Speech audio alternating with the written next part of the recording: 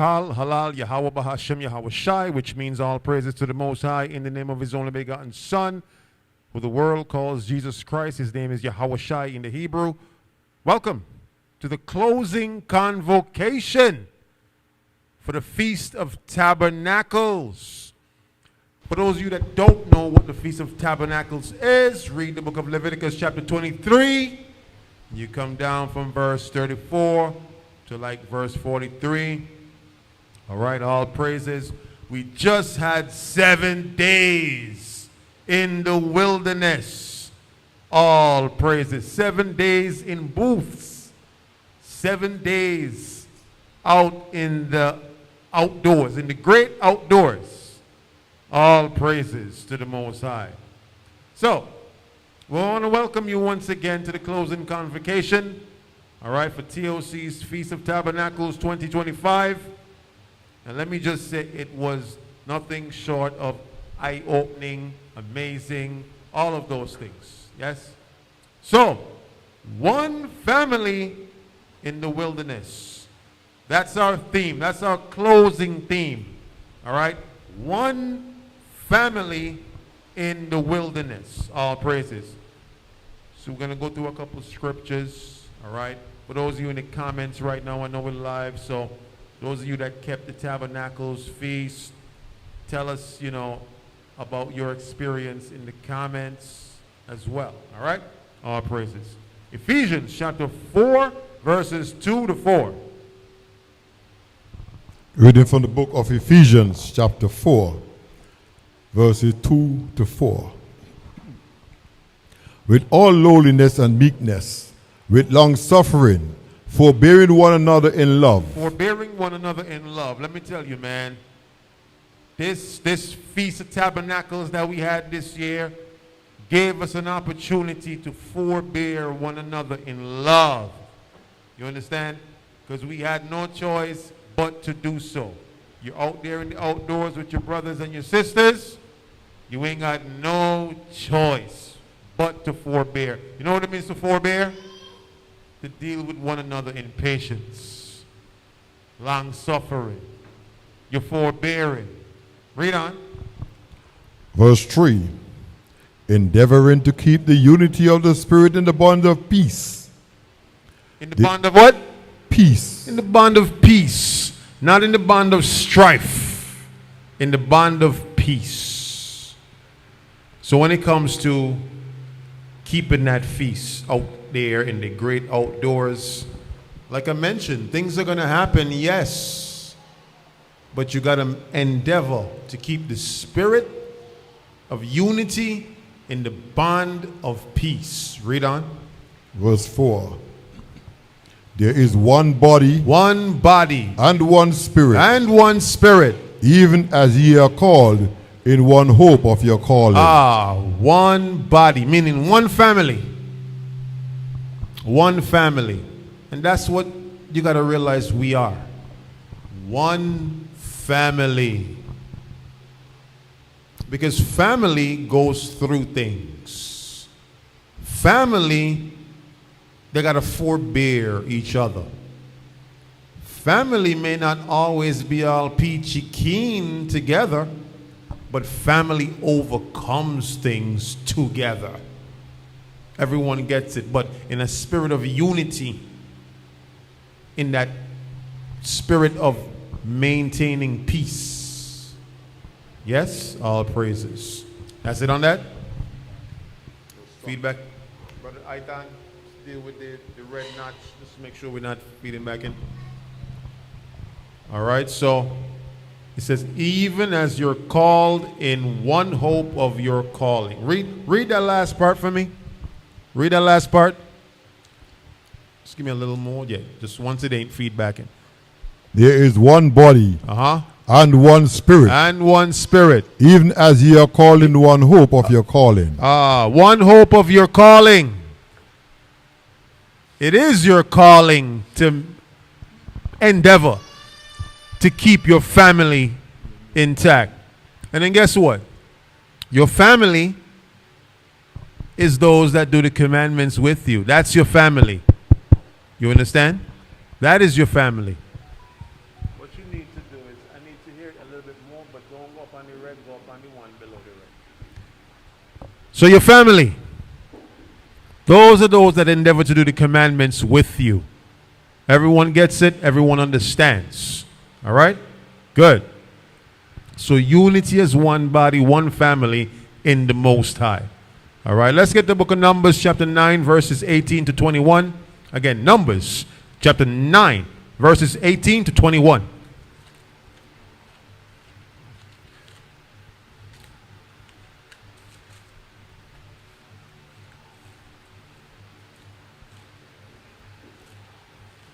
Numbers, chapter 9, verses 18 to 21. Reading from the book of Numbers, chapter 9, commencing at verse 18. At the commandment of the Lord, the children of Israel journeyed. At the commandment of the Lord, they pitched. As long as the cloud abode upon the tabernacles, they rested in their tents. So it says, at the commandment of the Lord. Whatever the Lord commanded, that's what we did. He tells us to pitch here, we pitched there. The commandment came straight from who? From the Lord. Then it went to who? To the set men. Moses, Aaron, and then of course to the other men that were over Israel, and of course down to Israel. Right? One family, working in unison together, following the commandment together, all being obedient together, all serving the Lord together, one family. Read on. Verse 19. And when the cloud tarried long upon the tabernacles many days, then the children of Israel kept the charge of the Lord and journeyed not. And they journeyed not. All in unison together, they journeyed not. All as one family together. Read on. Verse 20. And so it was, when the cloud was a few days upon the tabernacle, according to the commandment of the Lord, they abode in their tents, and according to the commandments of the Lord, they journeyed. You see how things work together and flow together flawlessly when everyone is doing what as a family? Being obedient together as one family. Everything flows together, but then when you have somebody that's in the camp and they don't want to follow what the Lord say, what's going to happen? So you have the Lord giving the commandment. He's telling everyone to follow it. He set men in order to tell y'all to follow it, but then you got some persons in the camp, I don't want to follow it. I don't want to do it. It throws the equilibrium of the congregation of the Lord off. Then that spirit then does what? Hop on others, right? But when it works flawlessly together, as a family, if the Lord said do this, we're doing this together as a family. If he said don't do it, journey not, then we're not going to do it. As a family. See why family ties are so important when it comes to this truth? One family in the wilderness. To make it out of the wilderness, y'all got to operate as a family. Otherwise, you ain't making it out of there. You understand? And the principles that you learn with your family here, you're going to apply it to your extended family. Who's your extended family? Persons in other congregations who also endeavoring to keep the commandments of the Lord. That's your extended family as well. Okay? So that is why I always teach the men, honor all men. To the sisters, same thing. You honor the sisters who are part of other families, your extended family. It's part of your duty. Because for us to actually flow together with the Lord, we got to obey as a family. What verse was that? 20, read on.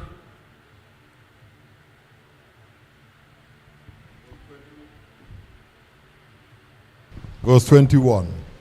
And so it was, when the cloud abode for even unto the morning, and that the cloud was taken up in the morning, that they journeyed. whether it was by day or by night that the cloud was taken up, they journeyed. Whether it was day, whether it was night, they journeyed. They did according to the commandment of the Lord together as a family. All right? Family in this truth is important. Don't just see each other as, oh, that's just a brother. Imagine that. How ironic. You're calling each other brothers, but then some people don't want to act like brothers. You're saying sister. You're saying shalom, sister. But if y'all don't act like sisters, if y'all don't act like brothers, then all of it are just formalities. Really, be a brother. Really be a sister. All right?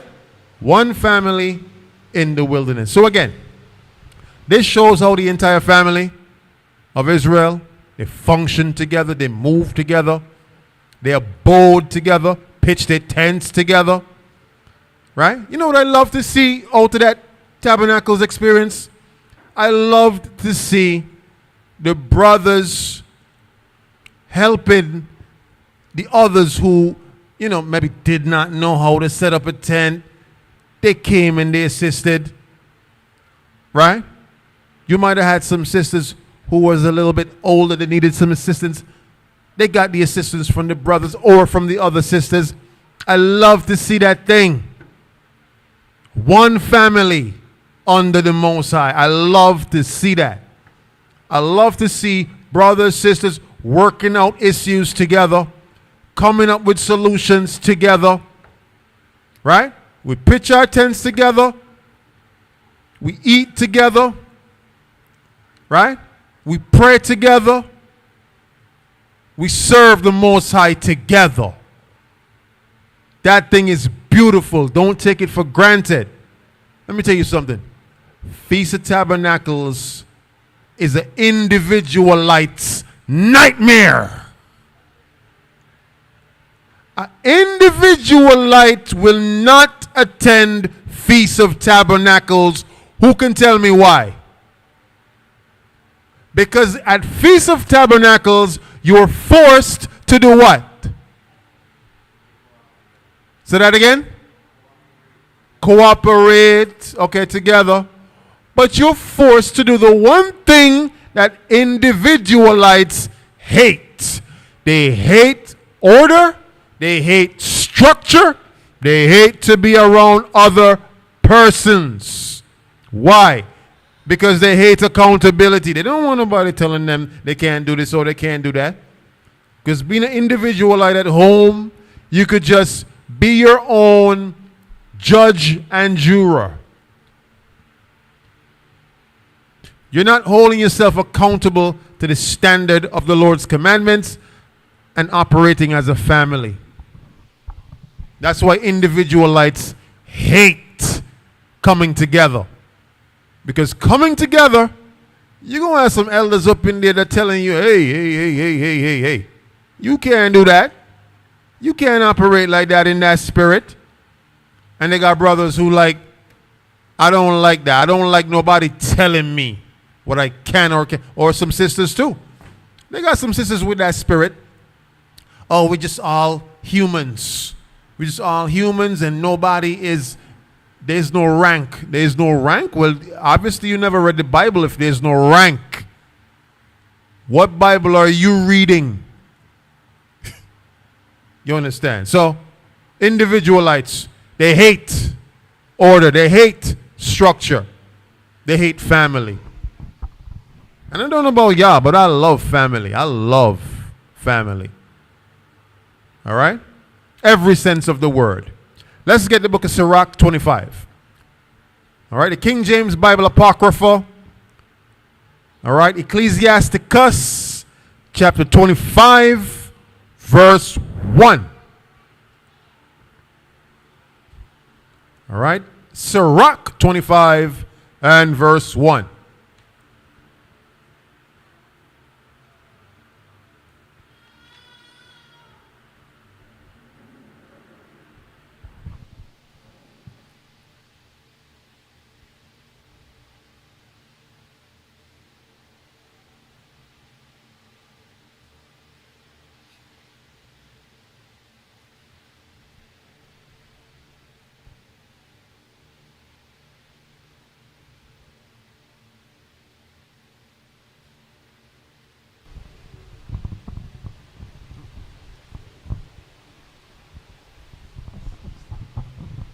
Reading from the book of Ecclesiasticus, chapter 25, verse 1. In three things I was beautified, and stood up beautiful both before God and men. The unity of the brethren, the unity of brothers, come on, the love of neighbors, the love of neighbors, a man and a wife that agree together. And a man and a wife that agree together. Oh, man. And it's a beautiful thing to see. The unity of the brothers coming together at the Feast of Tabernacles to make everything happen. Everything that needed to happen. The brothers came together and they made it happen.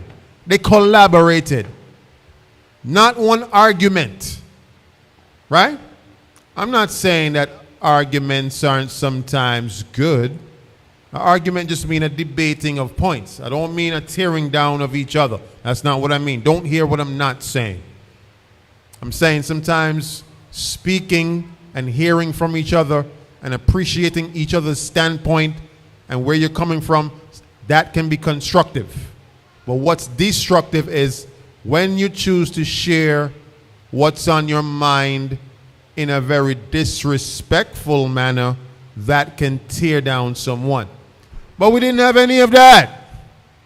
We didn't have anyone tearing down another person, coming against and just, you know, being in that spirit that was riling up, you know, the ants' nest, so to speak, condescending words, calling anyone out of their names. We didn't have any of that. Right? We had challenges. We absolutely had a lot of challenges, as you would. Once you're venturing to the outdoors, you will have challenges. But what is life without challenges? But how the brothers and the sisters in our congregation dealt with those challenges, I must say that I am very proud of how it all went down. Okay? I'm very proud of that. So it says, the love of neighbors, the love of brothers, and a man and a wife that agree together. It ain't nothing more beautiful than that when you have a husband and a wife agreeing. And let me tell you something. You want to see family come together in one accord? Come to Tabernacles. You're going to see husband and wife working together as one. And ain't nothing more beautiful than that. Yesterday I saw one of the wives, you know, they were setting down, they were helping to set down the tent. And she showed her Lord, like, look, I did it. And her Lord was just like ecstatic, like, wow, my wife, she a trooper. That's what it's all about. Husbands and wives working together at Tabernacles. Yes, you might get a little frustrated. Things may happen. But when y'all work together, there's nothing you cannot accomplish. And I love to see that thing. Husbands and wives working together well, making it work. All praises. All right? So family unity, it pleases the Most High. And you absolutely get to learn and perfect that at the Feast of Tabernacles. If you really want to learn how to work with your wife well, bring her where? Bring her to Tabernacles. If you got a wife that's home and you want her to work well together, y'all always bumping heads, always arguing, always getting on each, come to Tabernacles. You will learn how to work things out there because you won't have no choice. You don't have no choice. What are you going to do? Get in an argument and then storm off? Walk down into the sea? You walk into the bushes that way? That ain't happening. Guess what's going to happen? Y'all going to bump heads, yes. But both of y'all got to go where at the end of the night? Where y'all got to go? Right in that tent. Right in that tent together and work it out. That's the beauty about Feast of Tabernacles. You don't have a choice but to work things out. You have a disagreement with a brother, you're going to see him right there under the tent in the main common tent. You got to work it out. You got to. There's no choice. You can't pack it up and be like, well, I did 2 days, I'm going to do the rest of the other days not here. Or I'm going to just abort the mission completely. Can't do that. Otherwise, you didn't keep tabernacles. All right, so I'm very proud to announce that our tabernacles, although challenges came, I'm very proud to see how the challenges were dealt with, how the unity was among the brethren and the sisters, all right? And the married couples that we did have there, all right? How beautiful it was seeing them work well together, all praises. So for those of you that's watching right now, if you got problems at home with your wife, with your spouse, with your husband, y'all come to Tabernacles, y'all ain't got no choice but to work it out. After those 7 days, y'all gonna be tighter. After those 7 days, y'all gonna be closer. Y'all gonna be more unified than you ever was before Tabernacles. Tabernacles is a blessing in so many different ways. All praises. Zechariah chapter 8. Zechariah chapter 8, verses 7 to 8.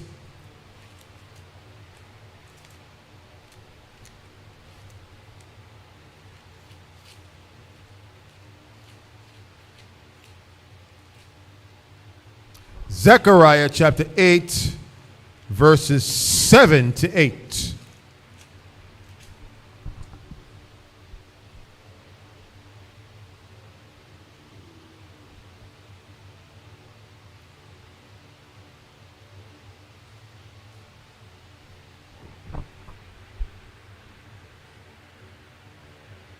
Again, for those of you at home, you're following along in your Bibles, we're going to Zechariah chapter 8, verses 7 to 8. Reading from the book of Zechariah, chapter 8, commencing at verse 7.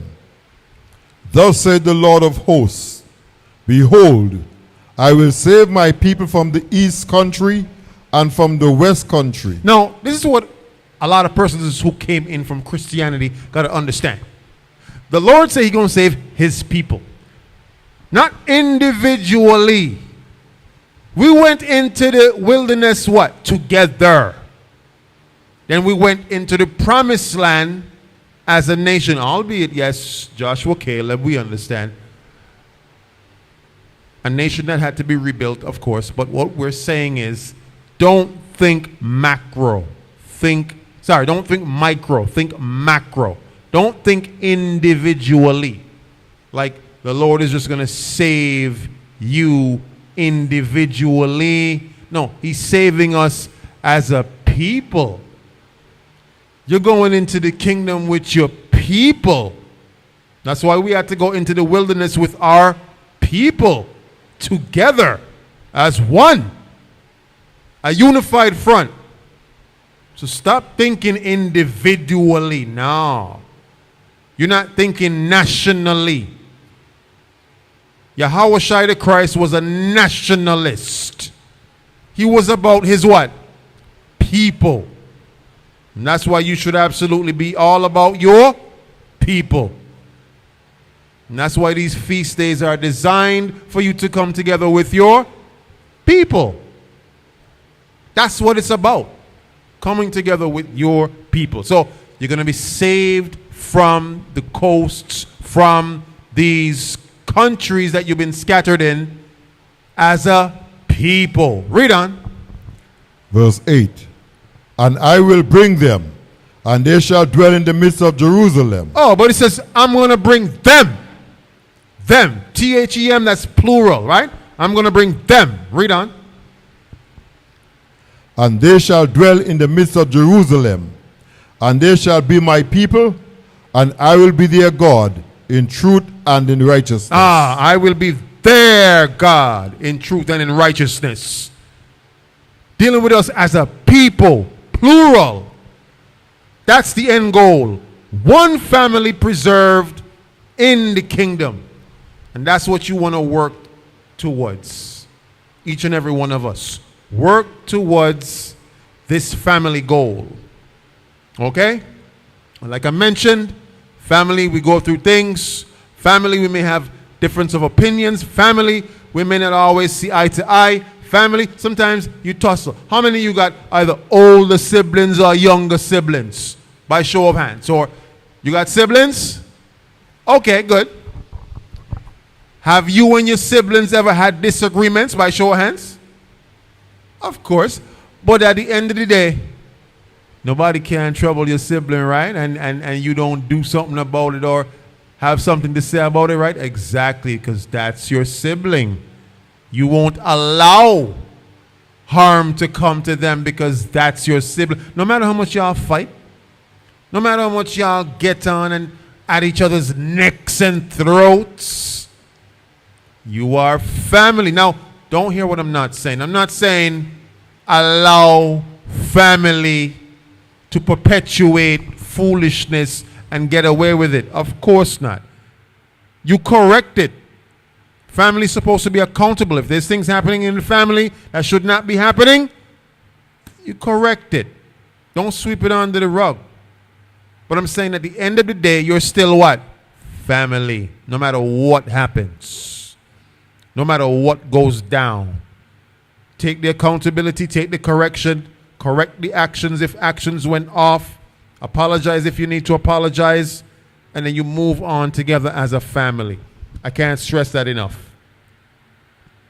If you decide to alienate yourselves from your family, then that is on you. If you decide to ostracize yourself or to divorce yourself from your family, then you did that. Okay? Now, I do understand that some people have decided to, in their own natural families, decide to stay away from their families because maybe their family was toxic, maybe their family was bad for their growth and development. Maybe some persons in their family just took advantage or keep taking advantage over and over. I understand that. That happens in natural families, but in a spiritual family where there is accountability, where we're bound by the scriptures, we're bound to be abiding by the word of God, right? If you divorce yourself from your family, then hey, that would be on you, because we're supposed to be all striving to be held accountable by the word. Now, if you're in a family that's not being held accountable by the word, then by all means, dip and find another family. Okay? If you don't have a family that's abiding by the word, it's time to find a new family. Okay? But that's the end goal. One family preserved for the kingdom and in the kingdom. All right? Let's get Revelation 21 and verse 3. Revelation chapter 21, verse 3.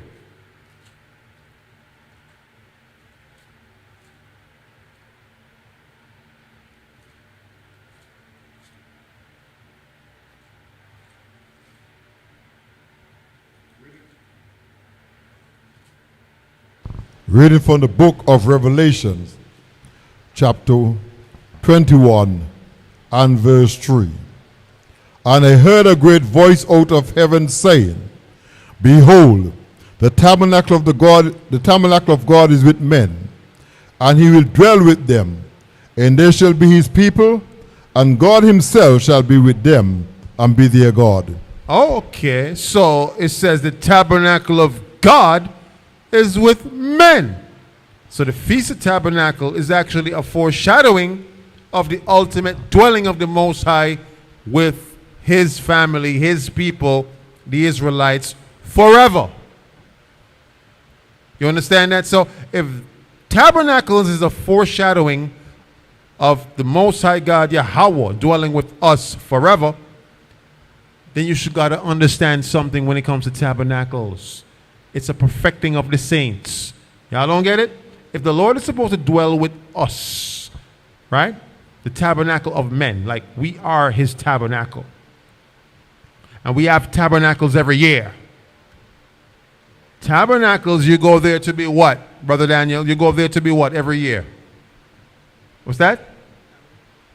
To be, well, yes, you with your family, but not because you're among family means that you're going to produce results. You're going to produce the intended results. But you go to tabernacles with your family to be what? What does the Most High do to you, or what is he trying to do to you at tabernacles? Why you got to go every year, every year? You're not sure? Okay, let's get his sister over here. What is the Lord trying to do to you, sis? Say that again? I can't hear. Prove you? Okay, yes, prove you. I'm looking for another P word though. So prove is good. I'm looking for another P word though. Okay, after you get proven, then you get what? Begins with a P. Perfect. You get perfected, right. But you're not going to get it right on the first try, second try, third. So that's why you got to keep going to tabernacles every year. Every year you get a little bit better. You understand, Brother Daniel? Every year you get better. So last year, you're not as good as you are this year. In your fourth year of going, you're going to be getting perfect and more perfect. Right? Like if you sat down and you were listening to the colonel as he was speaking, it's either yesterday or the day before. And we were going over some things about how we could make tabernacles what for the next year? Better. So we're thinking of ways of how we could perfect. So we not only work on ourselves to perfect our spirit, but we work on everything else together as a unit, as a family, to get the intended result. So you come every year to be better than you were last year. And let me say this. I can't stress it enough. I was very pleased, all right, this year. Very pleased. Just pleased overall, generally. The little hiccups that happened, I knew it was things kind of out of our control. I didn't really sweat that too much. Okay, I didn't sweat that. All right, but I see that this year was a big leap, a big jump from even last year. All praises. Is that it on that? Yes. Let's drop that precept, and now let's get Exodus 17, shall we? Exodus 17, verses 11 to 13. All right, Exodus 17, verses 11 to 13. All praises. Exodus chapter 17. All right, Exodus 17, verses 11 to 13. Reading from the book of Exodus, chapter 17, commencing at verse 11. And it came to pass, when Moses held up his hand, that Israel prevailed. And when he let down his hand, Amalek prevailed. Read on. Verse 12. But Moses' hands were heavy, and they took a stone and put it under him, and he sat thereon, and Aaron and Hur stayed up his hands. They stayed up his hands, come on. The one on the one side. One on one side. And the other on the other side. And the other side, come on. And his hands were steady until the going down of the sun. Until the sun went down, read on. And Joshua discomfited Amalek and his people with the edge of the sword. Oh, so they won because they did what together?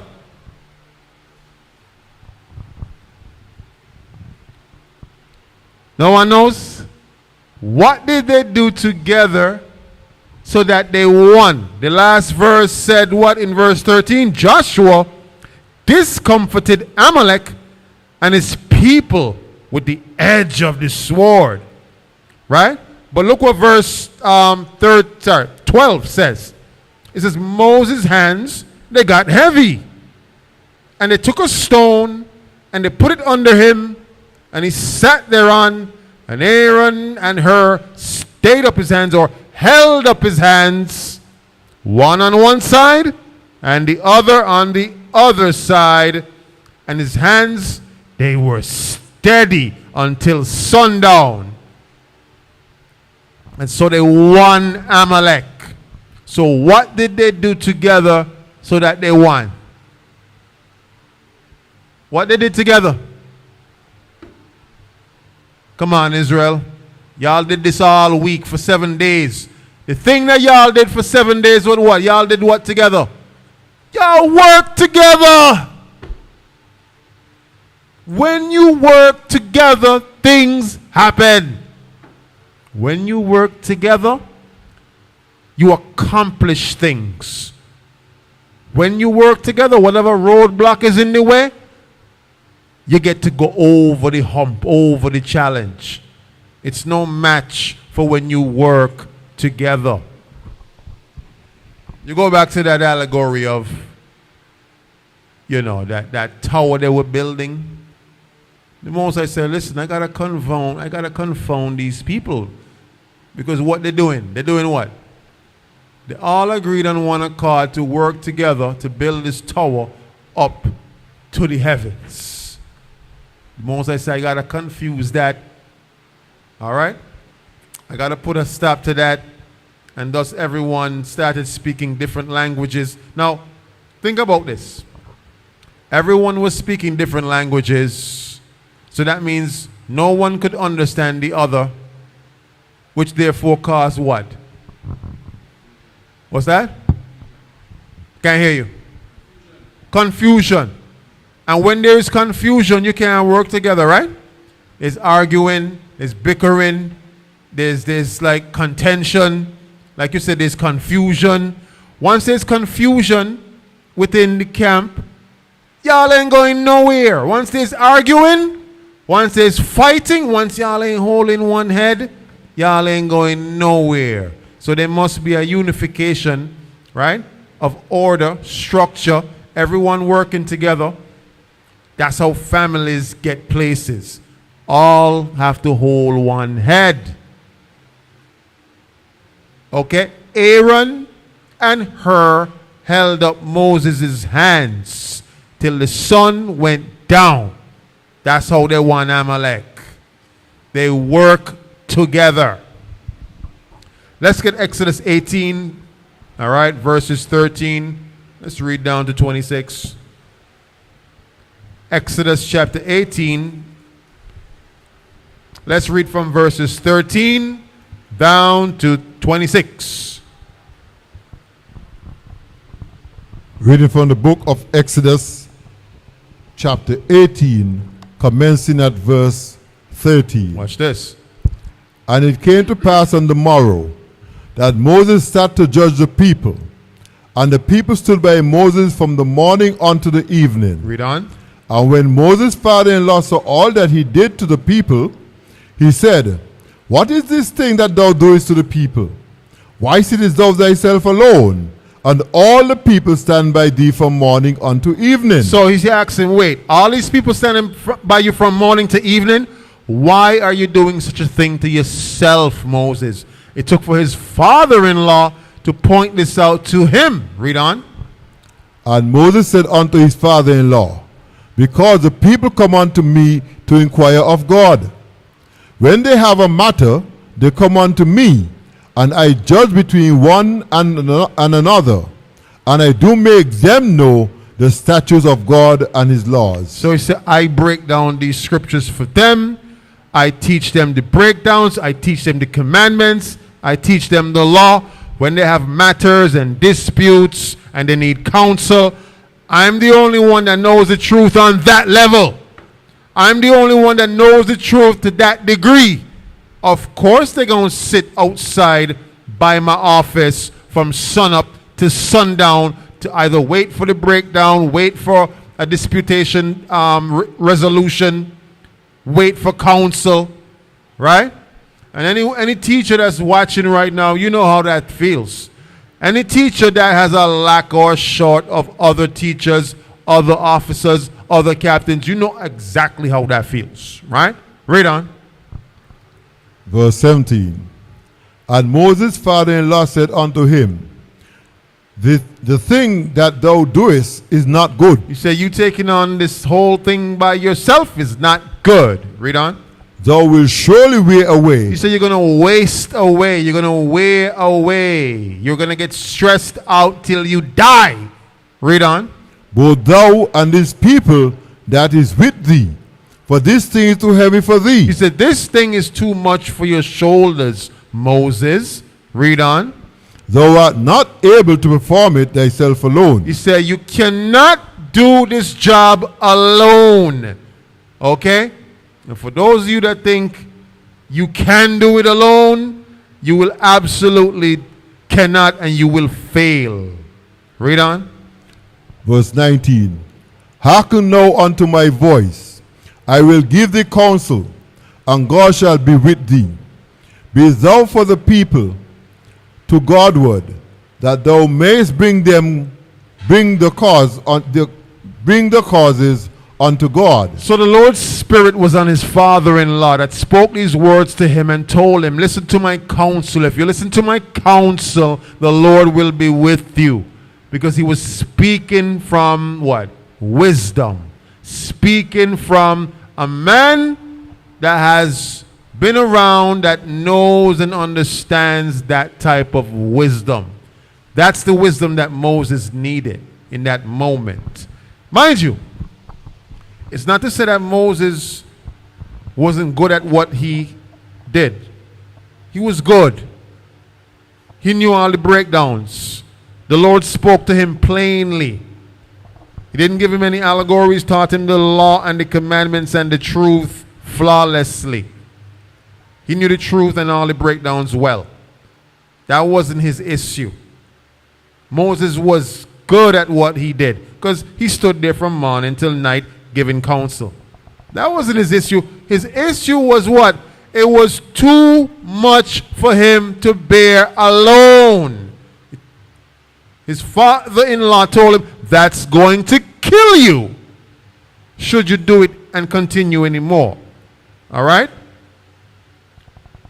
His problem was not having persons around him that could equal him or exceed him. Equal him or exceed him. And that's tough. Okay, that is very, very tough. If you're running a school, running an organization, you're going to need persons who are on your level that could break down on your level just as good as you can. And this is why we always tell the men, listen, you have to rank up. Not no, oh, if the Lord wants me to rank up. No, you have to rank. You have to tell yourself, I must. You must. You're going to be the next teachers. You're going to be the next officers and captains. You must. Read on. This is part of working together. You men ranking up. That's part of working together. Unifying. Read on. Be thou for the people to Godward, that thou mayest bring their causes unto God. And thou shalt teach them ordinances and laws, and shalt show them the way wherein they must walk, and the work that they must do. Show them the way the camp runs. Show them the breakdowns. Teach them the breakdowns.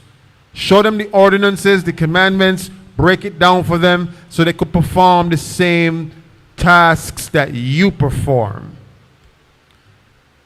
That's why we teach it to you, so you can know and execute it flawlessly and effortlessly. Right? What verse you at? That was verse. Read on. Verse 21. Moreover, thou shalt provide out of all the people able men. Able men. Read on. Such as fear God, men of truth, hating covetousness. Hating covetousness, come on. And place such over them. Place such men over them. All right? Able men. Men that actually fear God. Men are not going to skip out on keeping the commandments because it was convenient for them. Oh, it's convenient. Let me break this law. No, not men like those. Men that actually fear God. Read on. To be rulers of thousands. To be rulers of thousands. Come on. And rulers of hundreds. Rulers of 50s and rulers of 10s. Come on.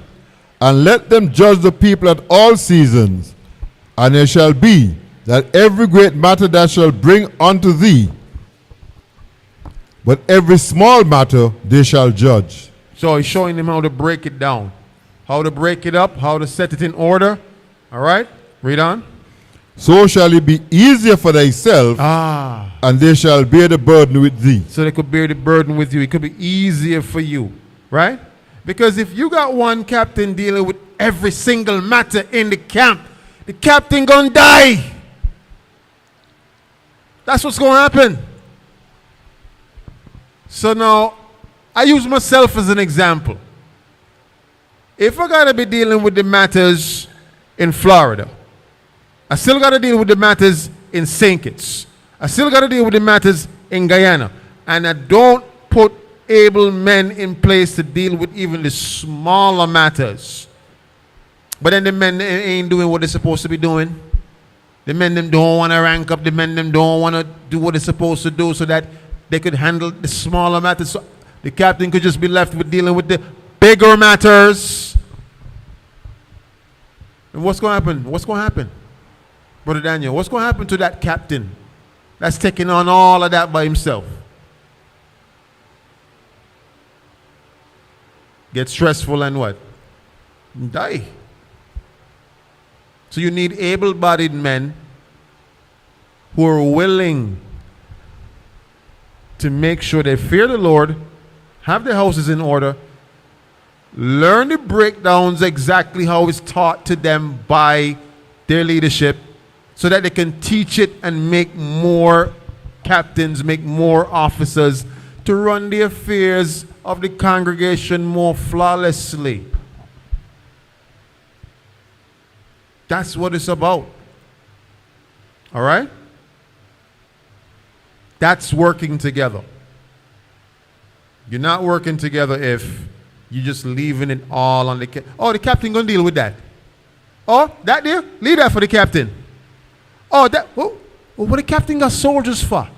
What does the captain have men for? For nothing? Just the title. Soldier, brother, officer. If it's just a title and then the sentiment is just, let the captain deal with that. Oh, the captain gonna do that. Well, if the captain gonna do all of the things that the soldiers and the brothers supposed to do, as well as all of his captain duties as well, what's gonna happen to him? So you gotta allow yourselves to actually be soldiers by doing what soldiers do. That's part of being family. Everyone has a role. Play your role. Do not ask the captain to do your role. The captain, well, you can't do that because that ain't his role. The captain have a different role. So you want the captain to have your role and his role. And that's why roles oftentimes have to be redefined. For those of you that's watching right now, you're over the schools, you're running the schools. You're going to have brothers telling you, well, why you don't do it? You can't do it because that ain't his role. It's as simple as that. That ain't his role. And some of y'all understand that when y'all go to work, but y'all don't want to apply that when y'all in the congregation. Some of y'all would never ask your boss, well, why you don't go do it? You would never say that to them. But then you would watch your captain and say, well, captain, why you don't do it? That is not his role. You're going to make the man waste away with having his role plus your role. Don't do that to your leaders. They have enough on their plate as leaders. Moses had a lot on his plate, dealing with it all by himself. But he got the wisdom. You got to set men in place and delegate. That's how you grow. Read on.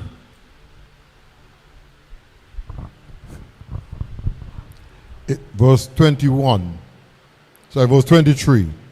If thou shalt do this thing, and God command thee so, then thou shalt be able to endure, and all the people shall also go to their place in peace. Read on. Verse 24. Verse 24.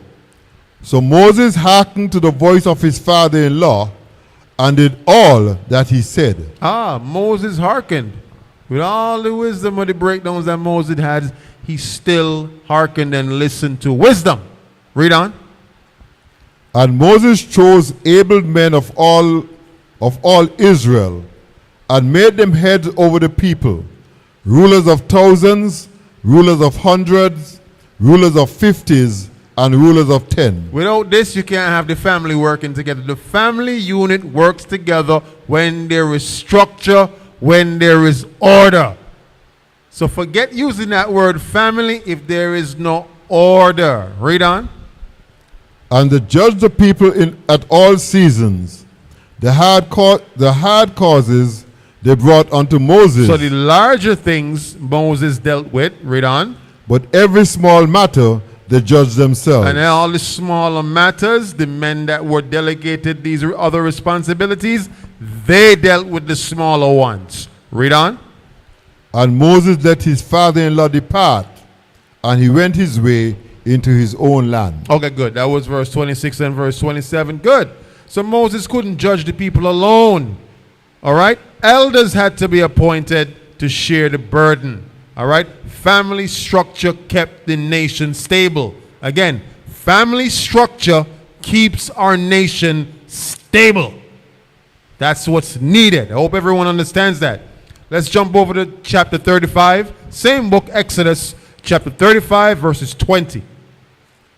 And we'll read down to 29. Exodus, chapter 35, verses 20 to 29. Reading from the book of Exodus, chapter 35, commencing at verse 20. And all the congregation of the children of Israel departed from the presence of Moses. And they came, every one whose heart stirred him up, and every one whom his spirit made willing. Who had a willing spirit. Read on. And they brought the Lord's offering to the work of the tabernacle of the congregation. You see that? So some people in the congregation, they're going to realize, listen, we got to work together to build up the congregation. We got to work together to build up the tabernacle. We got to work together. And we're going to come willingly and we're going to do this thing. Read on. And for all his service and for the holy garments. For all the service and the holy garments. Now, let me just say this. When it comes to our family here, TOC, I could only speak for TOC St. Kitts. All right? Soldier Zakar, you're going to got to let me know what's happening with TOC Guyana. All right, Brother Yawasaf, you let me know what's up there in Florida. But for here, let me say this. I'm thoroughly pleased with how each and every one of you gave selflessly of yourselves when it came to what needed to be done for the Lord. You didn't look at it as, oh, you're doing it unto man. You didn't look at it as you're doing it unto this person or that person. You looked at it as, I'm doing this for the Lord. I saw that in everybody. There was nobody at Tabernacles who was moving in a contrary spirit. I didn't see that. If y'all saw that, well, you let me know, but I didn't see that. I saw the brothers working together flawlessly. I saw the sisters going above and beyond, all for the sake of the congregation and for the Lord. They did that. Read on. Verse 22. And they came, both men and women. Both men and women. As many as were willing-hearted. As many as they were willingly hearted. Now, you're going to have some who not willingly hearted. But what I saw over the past 7 days was a display of willing-hearted men and women. And for that, the captain salutes each and every one of you. Read on. And brought bracelets and earrings and rings. So they brought the personal artifacts. Bracelets, earrings, rings. Come on. And tablets. Tablets. All jewels of gold. All the jewels of gold. Come on. And every man that offered an offering of gold unto the Lord. An offering unto the Lord. They gave of the personal artifacts. Let me tell you something. What I've seen over the past 7 days, it wowed me, because some of you gave of your personal substance. Some of you gave of your personal artifacts. Some of you, it's like, what do you call it, Colonel? It's like when you shut your eye and some of you did that. And you knew you were doing it for the Lord. That was the beautiful thing about it. That was the beautiful thing about it. You didn't grumble. You didn't complain. You didn't argue. The men followed orders to a T. I didn't see any opposition. That's a congregation that the Lord could work with. Look what we said here. These people were willing. They just came and gave the personal artifacts. Earrings, gold, silver, tablets, you name it. They just came and do it as an offering to the Lord. I've seen y'all do that this past 7 days. That is a congregation that the Lord can use. Read on. And every man with whom was found blue and purple and scarlet and fine linen and goat's hair and red skins of rams and badger skin brought them. Guess what? These were expensive items, expensive artifacts, and they gave that. The display that I've seen, even to the TOC members that we got as far as New York. Let me tell you, while we were having tabernacles, we're giving into what was being done. You understand? Willingly, free will offering. And guess what the Lord is going to do because of that? Because you didn't have to, and you did it anyway, of course the Lord will bless your efforts and the desires of your heart. Of course. The scriptures say, have you ever seen any one of his confounded who actually did these things willingly? You've never seen anyone confounded. All right? What verse you at? 23. Read on.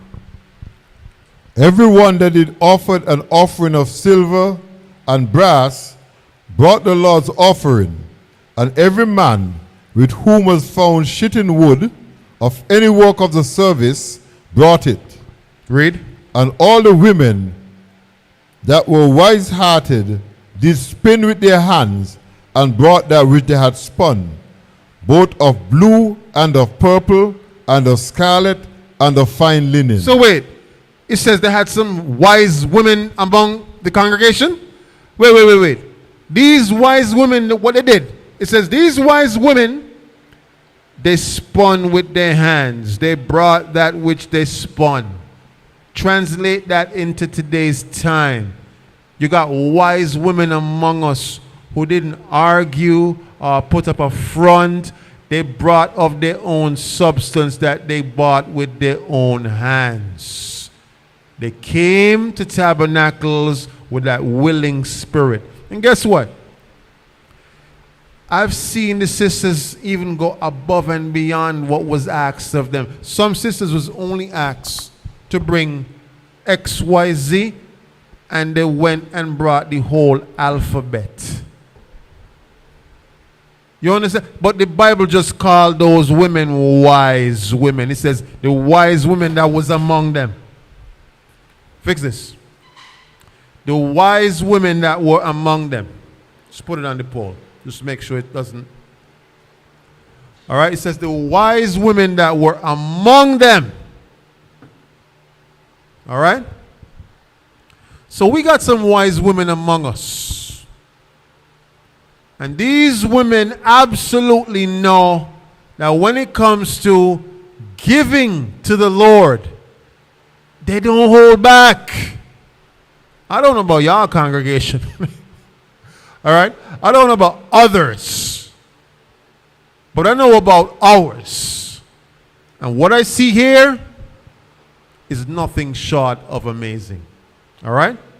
What you're going to have to do is make sure the legs are spread apart wide enough so that it doesn't fall. Okay.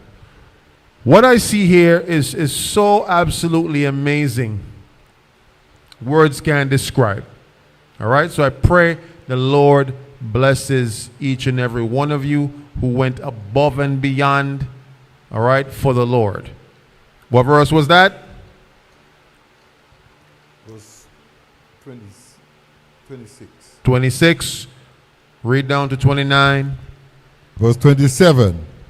And the rulers brought onyx stones, and stones to be set for the ephod, and for the breastplates, and spice, and oil for the light, and for the anointing oil, and for the sweet incense. Ooh, so you had spices and sweet incense and all of these things that, let me tell you, those things were not cheap things. But they brought them as an offering to the Lord. Now I know absolutely 100% it's a sacrifice to do these things. Okay, and what I saw the sisters do, apart from working together, the sacrifice that they made outside of what they was asked to bring, okay, it was nothing short of just mind-blowing. You understand? That's verse what? 28? Go ahead, continue. Verse 29. The children of Israel brought a willing offering unto the Lord. Right, just push it shorter so it doesn't topple. Go ahead.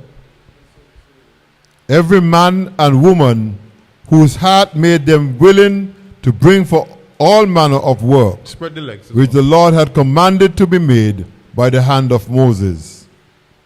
Good. That's the last verse. Good. Moses gave the call. He said, bring these things. Those who were willing in the congregation, they came and they gave. Some gave more, some gave less, but nevertheless they gave. Okay? And you always give according to what the Lord has blessed you with. And sometimes I see people going even beyond what the Lord blessed them with, and they go even into their personal, artifacts. Okay? But understand, the Lord is a Lord of replenishing. The Lord multiplies. Okay? The Lord gives tenfold. Always remember that. Let's get Numbers 11, verses 16 to 17. Numbers, chapter 11, verses 16 to 17. Reading from the book of Numbers, chapter 11, verse 16 and 17. And the Lord said unto Moses, gather unto me 70 men of the elders of Israel, whom thou knowest to be elders of the people, and officers over them. Officers over them, read on. And bring them unto the tabernacle of the congregation, that they may stand there with thee. Read on. And I will come down and talk with thee. And I will come down and talk with thee there. And I will take of the Spirit which is upon thee, and will put it upon them. And they shall bear the burden of the people with thee, that thou bear, if not thyself alone. Y'all remember we went over the scripture at Tabernacles? That he had to assemble the 70 men and put the same spirit that was on Moses on these 70 men. So the Most High put his spirit on the 70 elders so they could help Moses lead the people. All right? Leadership shared as a family. And in a family, you need to have good counsel in that family. All right? The elders in there, they're there to share that wisdom. All right? Let's jump over to verse 20. chapter 20, verses 2 to 6. Numbers, chapter 20, verses 2 to 6. Reading from the book of Numbers, chapter 20, verses 2 through 6. And there was no water for the congregation, and they gathered themselves together against Moses and against Aaron. Read on. And the people showed with Moses and spake, saying, Would God that we have died when our brethren died before the Lord?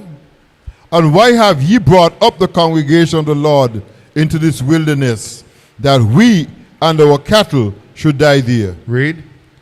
And wherefore have ye made us to come up out of Egypt, to bring us in unto this evil place? It is no place of seed, or of figs, or of vine, or of pomegranates, neither is there any water to drink.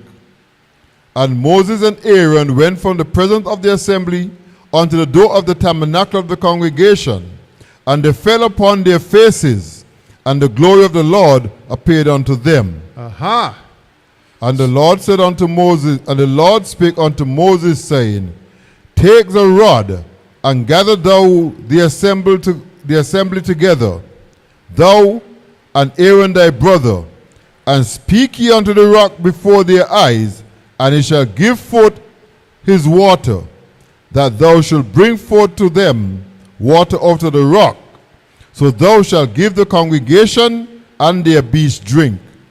And Moses took the rod from before the Lord, as he commanded him.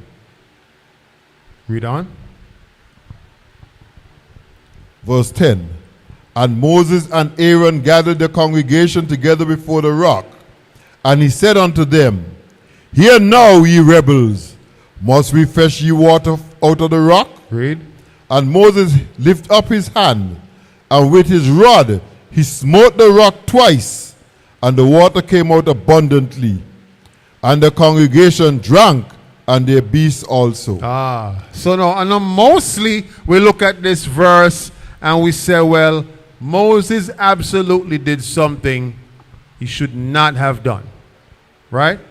But I want to focus on the other part of the verse, which is the people were thirsty together, but Moses provided the solution, or he was given the answer for the solution, so that they could be fed or quench their thirst together for all of them, right?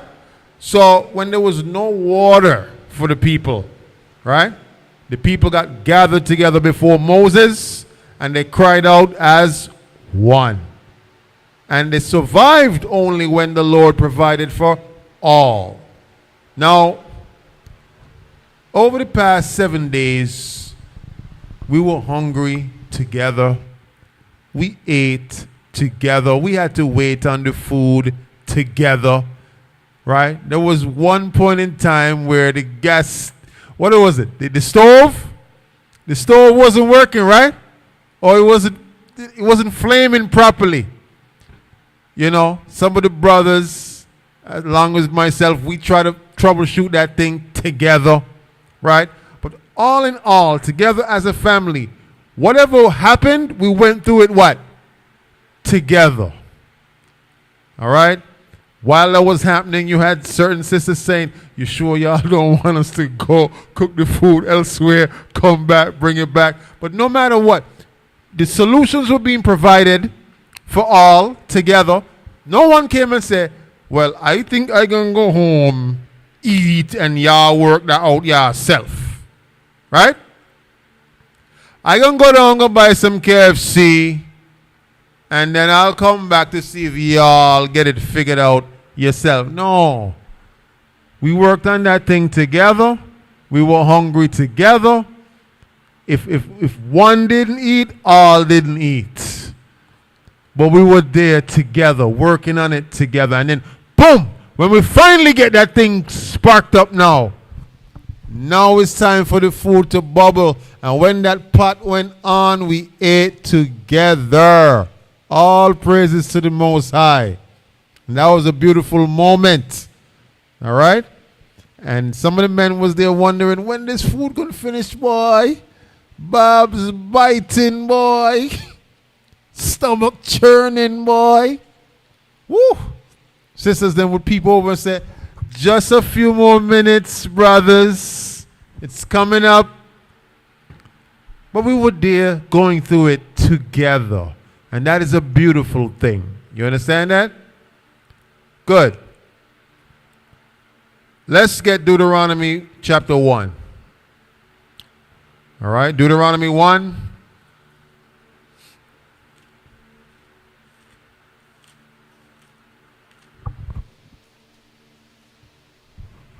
If that had happened, you had, some people in the congregation where, the stove wasn't working, the gas wasn't working, and you had persons who decide, listen, I'm going to go buy some pizza and come back and eat it. And worse yet, eat it in front of the congregation.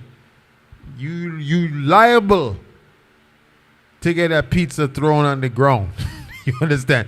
You can't be so selfish. All right? But there was none of that happening in our congregation. You understand? Deuteronomy 1, verses 9 to 13.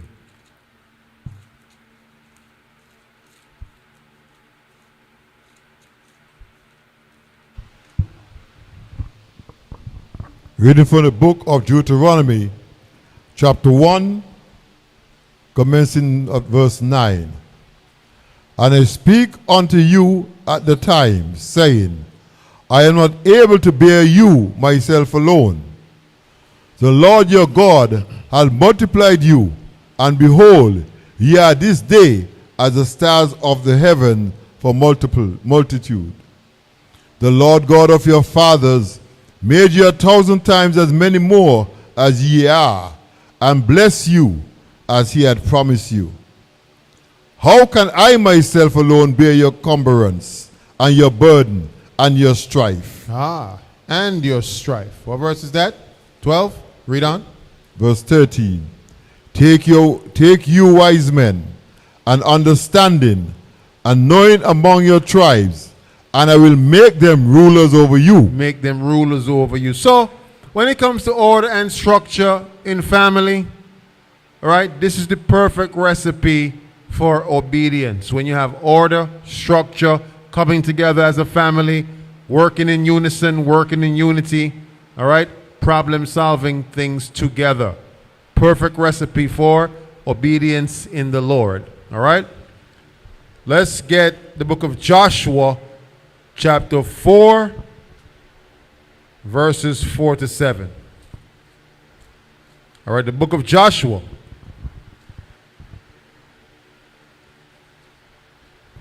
But mind you, be reminded what you're reading about, all right, is the congregation of the Lord, all right, when they were tasked with having to go through forbearing one another in the wilderness, all right, they faced the same issues and problems that we face today, whether we're in the wilderness or not in the wilderness. Read. Reading from the book of Joshua, chapter 4, verses 4 to 9. Come on. Then Joshua called the 12 men whom he had prepared of the children of Israel, out of every tribe a man. What verse you at? 4. No, sorry. You're right. 4? Okay, good. Read on. Verse 5. And Joshua said unto them, Pass over before the ark of the Lord your God into the midst of Jordan, and take you up every man of you a stone upon his shoulder, according unto the number of the tribe of the children of Israel. Read. That this may be a sign among you, that when your children ask their father in time to come, saying, What means ye by these stones? That you shall answer them, that the waters of the Jordan were cut off before the ark of the covenant of the Lord, when he passed over Jordan, the water of the Jordan were cut off, and these stones shall be for a memorial unto the children of Israel forever. Unto the children of Israel forever. All right? So 12 men, one from each tribe, took stones out of Jordan together to set up a memorial for future generations. Every family had a part. So like I mentioned earlier, this may be your primary family, but you're going to have extended family as well. Those others who also keeping the commandments, they're your extended family also. All right? But every family had a part. Every family had a role. All right? 12 men, one from each tribe, taking stones together, setting up a memorial for future generations. Y'all get the point. Nehemiah chapter 8. Nehemiah chapter 8, verses 13 to 18.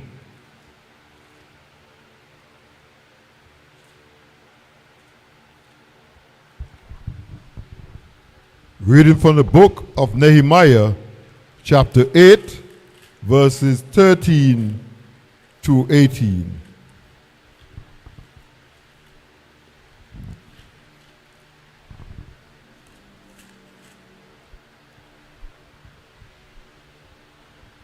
And on the second day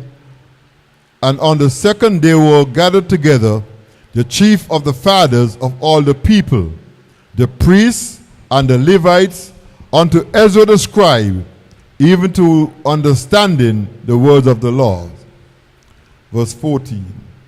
And they found written in the law, which the Lord had commanded by Moses, that the children of Israel shall dwell in booths in the feast of the 7th month, and that they should publish and proclaim in all their cities and in Jerusalem, saying, Go forth unto the mount, and fetch olive branches, and pine branches, and myrtle branches, and palm branches, and branches of thick trees, to make booths as it is written. To make booths as it is written in Leviticus chapter 23. Read on.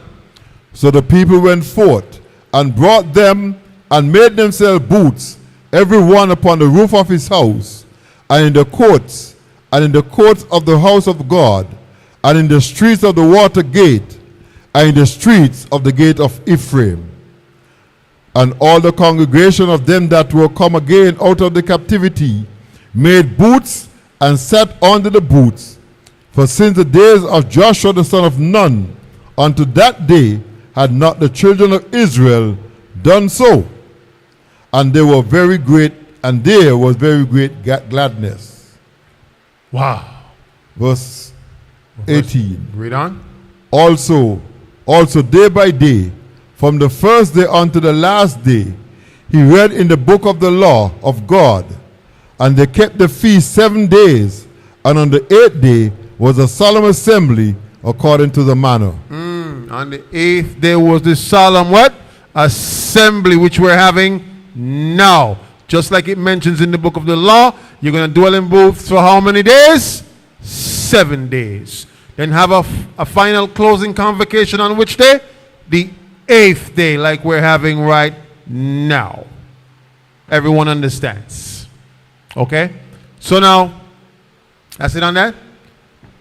Showing unity in obedience. Now, we absolutely dwelled in booths for 7 days, in our tents, for 7 days. Some of you, not so much. Some of you, less. But for most of you, you did it for 7 days as it is prescribed in the law. That's why we do it. Christ said, not one jot or one tittle shall in no wise pass from the law till all be fulfilled. So of course, you got to keep the laws. And it says there are 3 feast days that you must keep as an Israelite. What are those 3 feast days? Passover, Feast of First Fruits or Pentecost, and the other one is what? Sorry? No. Tabernacles. Those are the three that the men of Israel must present themselves. But Day of Atonement, of course, those are adjoining feasts that we must keep. But the men of Israel must present themselves 3 times a year. 3 times a year.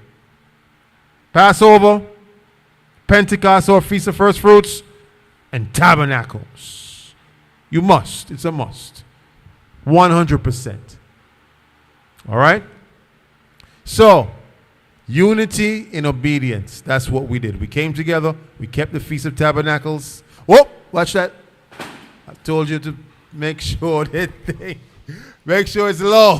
Otherwise, the wind, we got some wind picking up. And imagine that. After we left Tabernacles is when the wind decided to pick up. We was at Tabernacles and we were praying for breeze. Right? The place was so hot, so warm.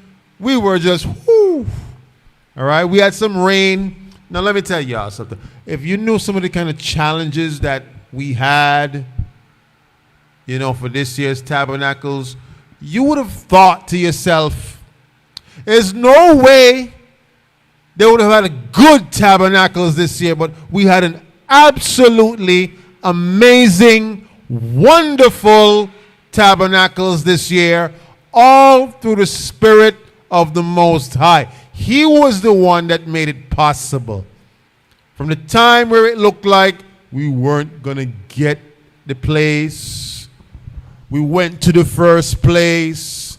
It got rained out, muddied out. All right?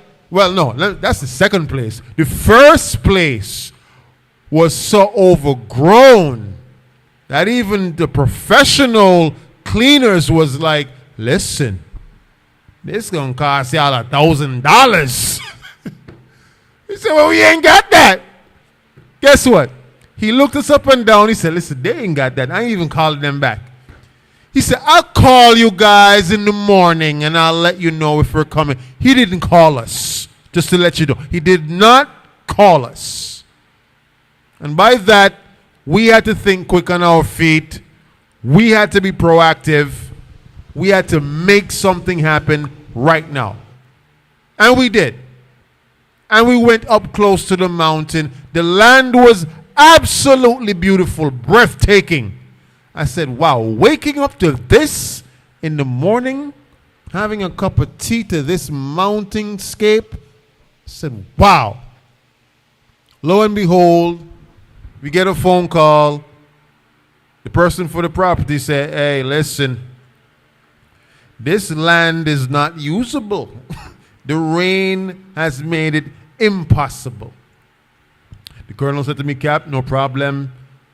We have an alternative right across from where that was. I said, listen, this looks absolutely beautiful, but the problem is we didn't have the manpower or the machinery to clear that in a good enough time to get ready for the next day. Mind you, this is supposed to be the next day. It's happening. I just had to think quick. All right? I said, listen, I'm going to go and see what could happen because it must happen. And so the Spirit of the Lord came on me, and I pulled up in front of where we camped at, and the Spirit just said, just go in and speak to the gentleman.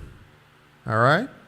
And at first, the gentleman was like, no, can't, I said, no, we're having it here. we are. This is a biblical feast. We must have it. He said, I understand what you're saying, but I got too much, maintenance work around here to do. I said, no, so what that means is, instead of coming here at 2, you want us to come at 3. He said, no, that's not what I mean. I mean, no, I can't accommodate you. I said, oh, you mean you can't accommodate us for that time? But we will be there. He watched me like I'm a crazy man. Yes, I'm crazy for the Lord. I am crazy for Yahweh. It must happen. It will happen. All right? The men of the Lord don't take no for an answer. We move by what? By faith. We walk by faith, not by sight, not what you could see. Some of you get fooled by what you see and what you hear, so you get shut down early. You get discouraged early. You put your tail between your legs and you scurry off early. You say, I don't think it's going to work. Now you ain't walking by faith.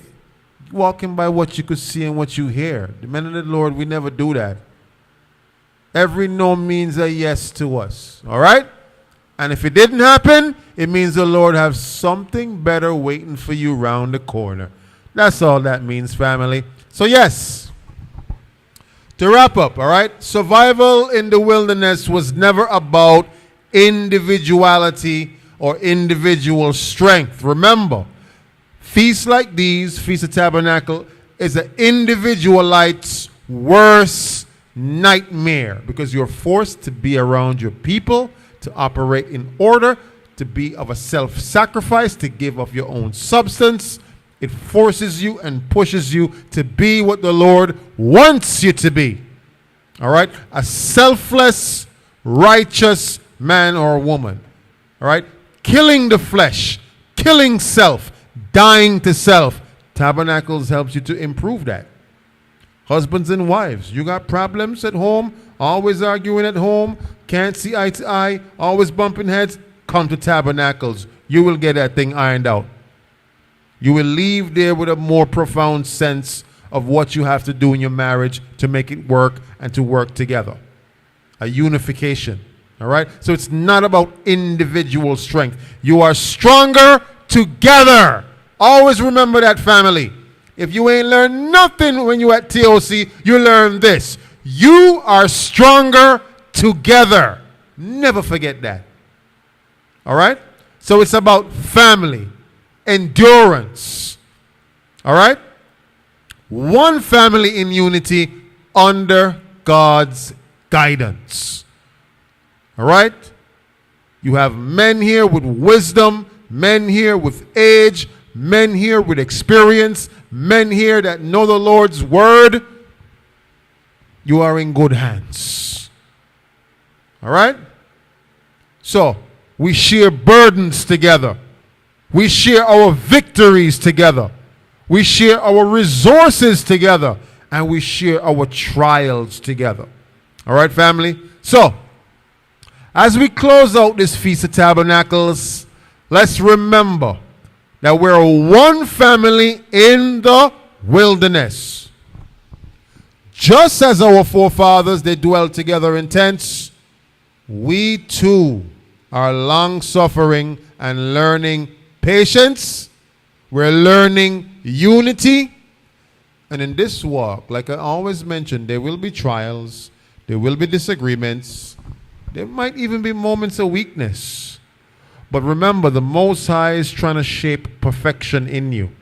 The Most High is trying to shape endurance out of you. The Most High is trying to shape you as being a family together. All right?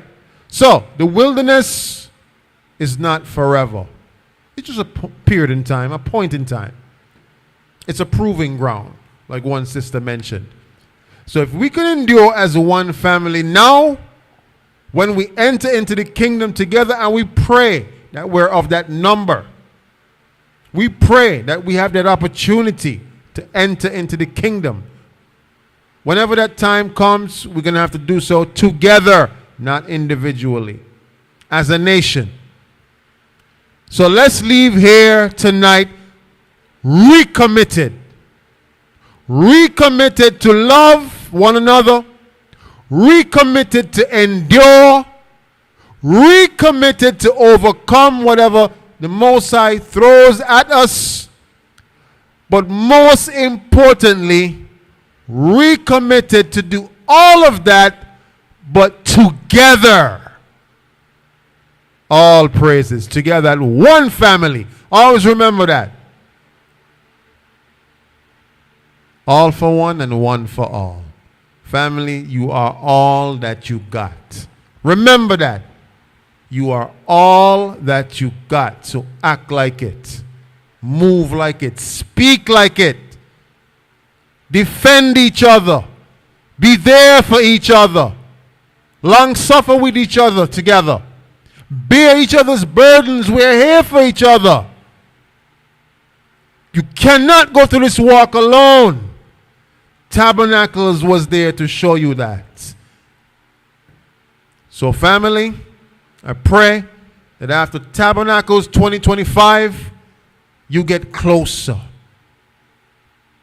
You increase the bond. You help each other bear each other's burdens even more. If you got to see things differently, and then come back tomorrow and love each other even more. If you're going to argue with each other today, that means love each other more tomorrow. A disagreement and an argument shouldn't lead to now you want to throw in the towel on the person. A disagreement or difference in point of view should lead you to want to get closer with someone. You are unique by the different perspectives that you have. Everyone wasn't meant to love coffee. Some people love coffee, some people love tea. Learn to accept each other's differences and work together. Your individuality is what makes you you. Learn to live with each other in spite of differences. Learn to love the crust of a person. You know what the crust of a person is? Who knows what the crust of a person is? When you're eating a pizza or a piece of bread, they say the crust is the part that most people like to discard and throw away. The unfavorable parts. Everyone has unfavorable parts. So what are you going to do? Live in a bubble because, oh, that person got some ways about them. Everyone has ways. But we're learning how to what? Fix and perfect and to improve and to mature. If you have ways, somebody else got ways. Learn how to accept the other person in spite of their ways. Work around it. Don't focus on it. Focus on the things that y'all do agree on.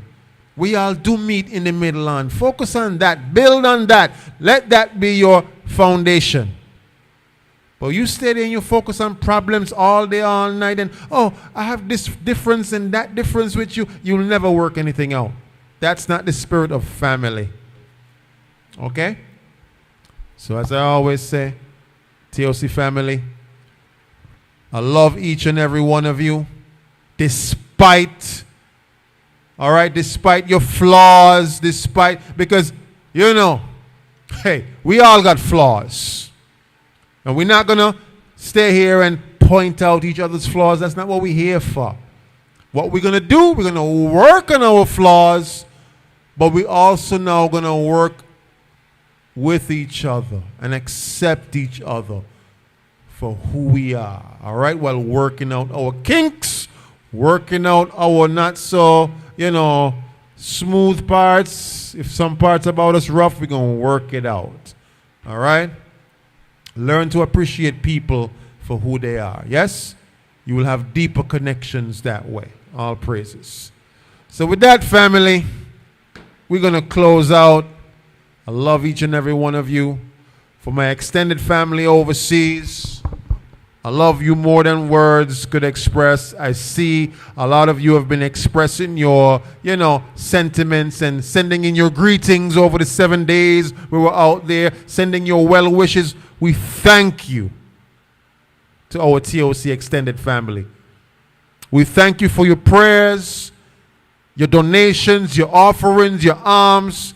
In TOC, we got some very, very, very, very generous people. And I know as TOC family, we will not succumb to destruction because we have family-oriented people in TOC.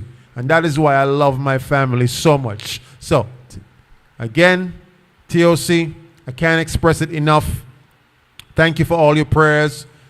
All right, for leadership, for the rest of the congregation. All right. It's been very, very eye-opening, this Feast of Tabernacles 2025. It was amazing. And guess what? None of it could have happened without any of you. You guys were the foundation of everything that happened through the Most High. All praises. So we give the Most High all glory, all honor, All praises for allowing the Spirit to flow through each and every one of you on this Feast of Tabernacles 2025. Israel, we love you. Until next year, Feast of Tabernacles, we hope that you could join us. I see some of you wanted to be there, but don't worry. Have faith in the Most High. You will be there. All praises. And for the next feast day, well, we know we got new moon coming up on the 6th, but for the next feast day, we will see you there. Feast of Dedications. We are already planning that thing. We hope you could celebrate it with us. All right? All praises to the Most High. And before you know it, Passover will be here in a few short months, even though we just had it some months ago. It's coming right back around. As you see December hit, we got to start prepping. Got to start getting them wines ready. Start getting all the things ready. All praises. So with that, Israel, we love you. And stay in the spirit. All right? Any questions? Anything that you got, send our way. Send us an email. Send us a DM. All our platforms, they're the same. TOC Israelites. All right? TOC in the streets. All right? All praises. So with that, Israel, shalom.